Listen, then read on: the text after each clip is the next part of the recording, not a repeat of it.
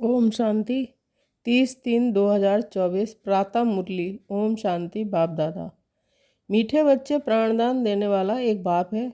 वह नॉलेज ऐसी देते हैं जिससे प्राणदान मिल जाता है। ऐसे प्राणदान देने वाले बाप को प्यार से सदा याद करो। प्रश्न है, किस आधार पर 21 जन्मों तक तुम्हारे सब भंडारे भरपूर रहते हैं? उत्तर है, संगम युग पर तुम बच्चों को जो नॉलेज मिलती है ये सोर्स ऑफ इनकम है। इस पढ़ाई के आधार से सब भंडारे भरपूर हो जाते हैं। इस पढ़ाई से 21 जन्मों की खुशी मिल जाती है। ऐसी कोई चीज़ नहीं है जिसकी प्राप्ति की इच्छा रहे। बाबा नॉलेज का दान ऐसा देते हैं जिससे आत्मा क्या से क्या बन जाती है। ओम शांति। भगवान वाच। सालिग्राम समझते हैं से बाबा हमको पढ़ाने आते हैं। बच्चे जानते हैं वह सृष्टि के आदि मध्य अंत को जानते हैं। बच्चों को अब कोई नई बात नहीं लगती, समझ में आ गया है। मनुष्य तो सब भूले हुए हैं। जिसने पढ़ाया उनके बदले पहले नंबर में पढ़ने वाले का नाम डाल दिया है। तुमको पढ़ते पढ़ते ये बात सिद्ध करनी है। भारत के शास्त्रों की ही बात है और धर्म के शास्त्रों की नहीं। भूल ही भारत के शास्त्रों की है। तुम्हारे सिवाय ये बात और कोई सिद्ध नहीं कर सकता। बच्चे जानते हैं कि ये अनादि ड्रामा है, फिर भी रिपीट होगा। ये मनुष्य मात्र को सुधारने का पुरुषार्थ करते हैं। मनुष्य जब सुधरते हैं तो दुनिया ही सुधर जाती है। सतयुग है सुधरी हुई नई दुनिया और कलयुग है अनसुधरी हुई पुरानी दुनिया। यह भी तुम बच्चे अच्छी तरह रीति समझते हो और धारण कर समझाने लायक भी बनते हो। इसमें बड़ी रिफाइननेस चाहिए। बाबा तुमको कितना रिफाइन कर समझाते हैं, सुधारते हैं। बाप कहते हैं कि जब तुम सुधर जाते हो फिर मुझे सुधारने की ज़रूरत नहीं पड़ती है। तुम अन आर्य बन पड़े हो। अब आर्य अर्थात देवी देवता बनना है। सो तो सतयुग में ही होंगे। वह अब सुधरे हुए थे, अब अनसुधरले उनकी पूजा करते हैं। ये किसकी बुद्धि में नहीं आता कि हम उनको क्यों सुधरले कहते हैं। सब मनुष्य जो सुधरले आर्य थे वही सब अनसुधरले बने हैं। आर्य और अन आर्य, बाकी वह जो आर्य समाज है वह मठपंथ है। ये सब झाड़ से क्लियर समझ सकते हैं। यह है मनुष्य सृष्टि का झाड़। इसकी आयु 5000 वर्ष है। इसका नाम कल्प वृक्ष है। परंतु कल्प वृक्ष अक्षर से मनुष्यों की बुद्धि में झाड़ नहीं आता। तुमको झाड़ के रूप में समझाया है। वह कह देते हैं अल्प। कल्प लाखों वर्ष का है। बाप कहते हैं 5000 वर्ष का है। और कोई कितनी आयु सुनाते हैं, कोई कितनी। पूरा समझाने वाला कोई है नहीं। आपस में कितना शास्त्रवाद करते हैं। तुम्हारी तो ये रूह रुहान है। तुम सेमिनार करते हो, इसको रूह रुहान कहा जाता है। प्रश्न उत्तर समझने के लिए भी करते हैं। बाबा जो कुछ तुमको सुनाते हैं उससे ही टॉपिक निकाल तुम सुनाते हो। वो लोग क्या सुनाते हैं ये भी तुम जाकर सुनो, फिर आकर सुनाना चाहिए कि इस प्रकार का वाद विवाद चलता है। पहले तो ये समझाना है कि गीता का भगवान कौन है। भगवान बाप को भूलने के कारण बिल्कुल चट खाते में आ गए हैं। तुम बच्चों का तो बाप से लव है। तुम बाबा को याद करते हो। बस बाबा ही प्राण दान देने वाला है। नॉलेज का दान ऐसा देते हैं जो क्या से क्या बन जाते हैं। तो बाप पर लव रहना चाहिए। बाबा हमको ऐसी ऐसी नई बात सुनाते हैं कि हम श्री कृष्ण को कितना याद करते हैं। वह कुछ देता ही नहीं है।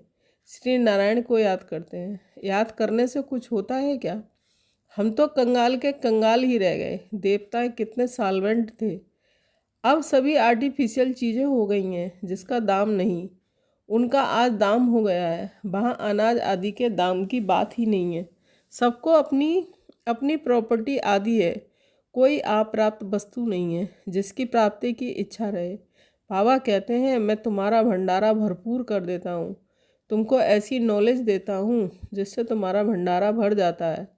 तुम्हारी बुद्धि में ही knowledge is source of income है। नॉलेज ही सब कुछ है। इस पढ़ाई में कुछ इतना ऊंच बनते हो कि पढ़ाई का भंडार है ना। यह वह टीचर्स पढ़ाते हैं, उनसे अल्पकाल का सुख मिलता है। इस पढ़ाई से तुमको 21 जन्म का सुख मिलता है। तुम बच्चों को बहुत खुशी होनी चाहिए। ये समझने में टाइम लगता है, जल्दी कोई समझ ना सके। कोटे में कोई निकलता है, आधा कल्प कभी मनुष्य एक दो को गिराते ही आए हैं। चढ़ाने वाला एक बाप है, बेहद की पढ़ाई पढ़ाने वाले के बदले पढ़ने वाले का नाम डाल दिया है। दुनिया इन बातों को नहीं जानती है। कहते हैं भगवान वाच पढ़ा कर गए, फिर उनका कोई शास्त्र रहता नहीं। सतयुग में कोई शास्त्र है नहीं, ये सब हैं भक्ति मार्ग के शास्त्र। कितना बड़ा झाड़ है भक्ति की, ये अनेक टाल टालियाँ ना हो तो झाड़ का नाम भी ना रहे। ये सब धारणा करने की बातें हैं, तुम धारणा करते हो। पढ़ाने वाला तो पढ़ाकर गुम हो जाता है, पढ़ने वाला अक्षर विश्व के मालिक बनते हैं। कितनी नई बातें हैं, एक भी बात कोई की बुद्धि में बैठती नहीं है। स्टूडेंट भी तुम सब नंबरवार हो, कोई पास होते हैं कोई फेल होते हैं। यह है बेहद का बड़ा इम्तहान। तुम जानते हो हम सभी अच्छी तरह पढ़ेंगे तो कल्प कल्पांतर अच्छा पढ़ेंगे। अच्छा पढ़ने वाले ही ऊंच पद पाते हैं। नंबरवार सब जाएंगे, सारा क्लास ट्रांसफ़र होता है, नंबरवार जाकर बैठते हैं। ये ज्ञान भी आत्मा में है। अच्छा व बुरा संस्कार आत्मा में है। शरीर तो मिट्टी है, आत्मा निर्लेप हो नहीं सकती। 100% सतो प्रधान और 100% तमो प्रधान कौन है, ये भी तुम समझते हो। पहले तो गरीबों को उठाना पड़े, वह पहले आएंगे। गुरुओं के भी अच्छे अच्छे अनंत शिष्य जब आएंगे तब उन सब की बुद्धि खुलेगी। देखेंगे ये तो हमारी ही पत्ते निकलते जाते हैं। यहाँ के जो होंगे वह भी निकल आएंगे। बाप आकर नया झाड़ शुरू करते हैं। जो और धर्मों में जाकर पड़े हैं वह सब लौटेंगे, फिर भी अपने भारत से ही आएंगे। भारतवासी ही थे ना, हमारी डाल के जो हैं वह सब आ जाएंगे। आगे चलकर तुम सब समझते जाएंगे। अब बाहर से सबको धक्का मिलता जाता है, जहाँ जहाँ बाहर वाले हैं उनको भगाते रहते हैं। समझते हैं ये बहुत धनवान हो गए हैं, यह वाले गरीब हो गए हैं। पिछाड़ी में सबको अपने अपने धर्म में जाना होता है। आखिर सब अपने अपने घर की तरफ भागेंगे। विलायत में कोई मरता है तो उनको भारत में ले आते हैं, क्योंकि भारत है फर्स्ट क्लास पवित्र भूमि। भारत में ही नई दुनिया थी। इस समय इसको बाइसलेस वर्ल्ड नहीं कह सकते हैं, ये है विशेष वर्ल्ड। इसलिए बुलाते हैं, हे पतित पावन आओ, आकर हमको पावन बनाओ। भल दुनिया तो यही है, परंतु इस समय दुनिया में कोई पावन तो है नहीं। पावन आत्माएं मूल वतन में है, वह है ब्रह्मा में तत्व। सब पावन बनकर वहाँ जाएंगे, फिर नंबरवार आएंगे पाठ बजाने। आदि सनातन देवी देवता धर्म का ये फाउंडेशन है। फिर 3 ट्यूब निकलती हैं, ये तो देवता धर्म है, यह कोई ट्यूब नहीं है। पहले ये फाउंडेशन, फिर 3 ट्यूब्स निकलती हैं। मुख्य है 4 धर्म।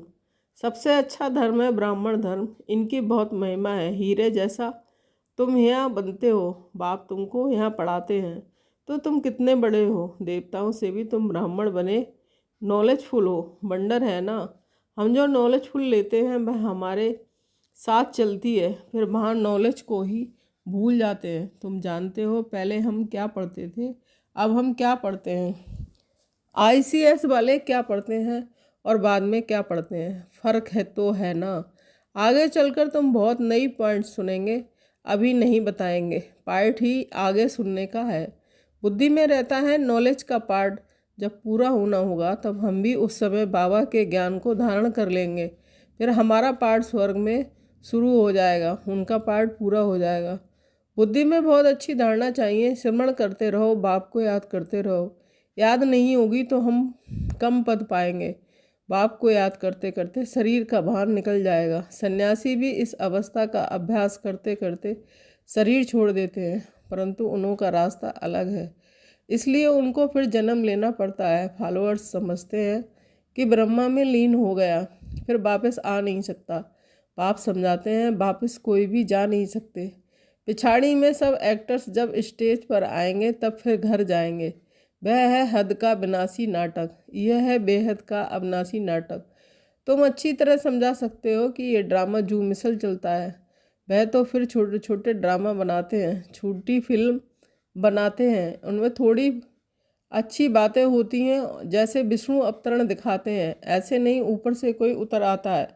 लक्ष्मी नारायण पाठ बजाने आते हैं, बाकी ऊपर से कोई नहीं आते हैं। अब तुम बच्चों को बाप पढ़ाते हैं, तब ये बातें तुम सब समझ सकते हो। पहले तुम भी तुच्छ बुद्धि थे, तब जब बाप ने समझाया है तब तुम्हारे कपाट खुल गए हैं। इतना समय जो कुछ सुना वह कोई काम का नहीं था और ही गिरते गए, इसलिए तुम सबसे लिखवाते हो। जब लिखकर देवे तब समझा जाए। कुछ बुद्धि में बैठा है, बाहर से आते हैं, फार्म भराते हैं तो मालूम पड़े हमारे कुल का है। मूल बात है बाप को जानना। समझे कि बरोबर कल्प कल्प बाप हमको पढ़ाते हैं। ये पूछना है कब से पवित्र बने हैं। जल्दी नहीं सुधरते, घड़ी घड़ी माया पकड़ लेती है, देखती है कच्चा है तो हप कर लेती है। कई महारथियों को भी माया हप कर गई। शास्त्रों में भी मिसाल अभी के हैं। मंदिर में भी घोड़े सवार, महारथी, प्यादे आदि दिखाते हैं। तुम सब अपना यादगार देखते हो।